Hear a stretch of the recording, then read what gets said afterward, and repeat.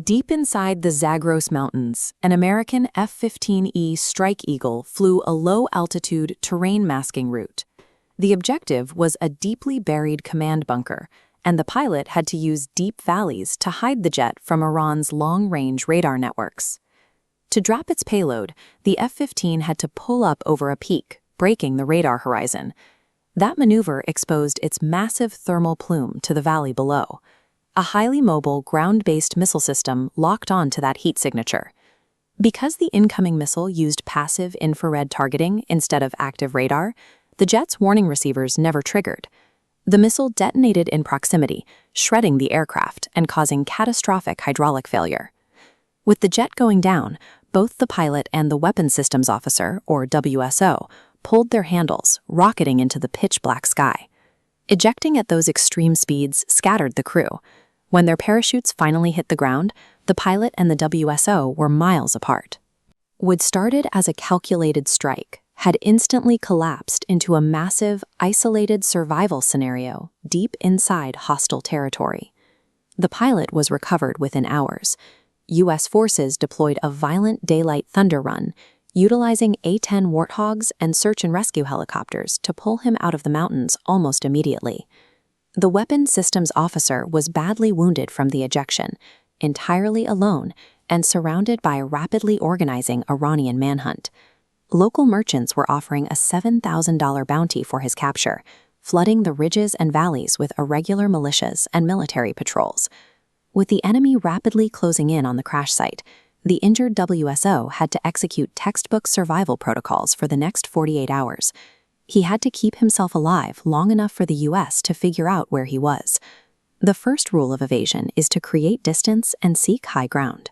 Despite bleeding profusely, the WSO hiked over 2 miles away from his landing zone, scaling a jagged 7,000-foot ridgeline. Climbing buys an isolated soldier 2 specific tactical advantages. First, the brutal terrain severely slows down pursuing ground patrols and offers deep concealment. Second, it provides the clear, unobstructed line of sight required to broadcast an emergency radio beacon. But he couldn't leave his radio on. Iranian Islamic Revolutionary Guard Corps units operate advanced electronic warfare equipment.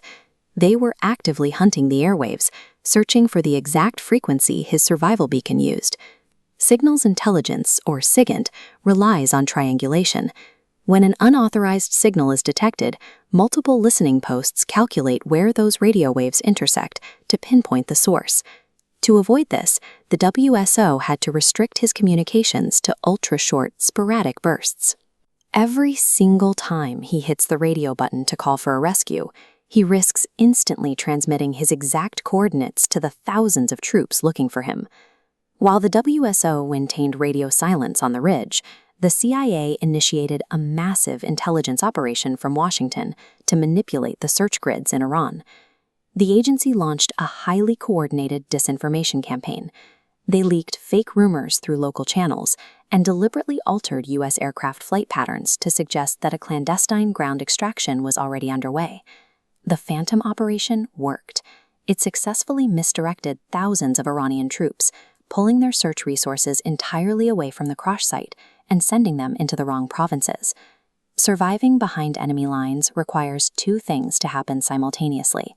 The hunted soldier must endure the brutal physical reality on the ground, while high-level intelligence actively blinds the hunter. At the 48-hour mark, American forces finally verified the WSO's exact coordinates. Immediately, a 155 aircraft armada breached Iranian airspace in broad daylight to bring him back. The collision on the ridge was chaotic. Just as the misdirected Iranian militias finally realized their error and swarmed the WSO's perimeter, nimble Little Bird helicopters dropped Delta Force and Navy SEALs directly into the firefight. The American operators were immediately surrounded in a 360-degree ambush. They survived by calling in a massive, withering wall of suppressive fire, dropped by MQ-9 Reaper drones and A-10 Thunderbolts circling directly overhead. Under that umbrella of falling munitions, the ground teams grabbed the bleeding WSO, loaded him onto an extraction bird, and lifted off. The extraction worked entirely because the U.S. applied overwhelming, localized air dominance to stall the advancing militias for exactly the few seconds the helicopters needed to escape. But the mission nearly collapsed at the exit point. The U.S. had set up a makeshift forward operating base on an abandoned agricultural strip inside Iran. Two massive C-130 transport aircraft landed to help with the evacuation, but quickly became bogged down in the wet dirt. They couldn't take off. The convoy of Iranian forces was rapidly approaching the airfield. Commanders on the ground made an extreme tactical decision.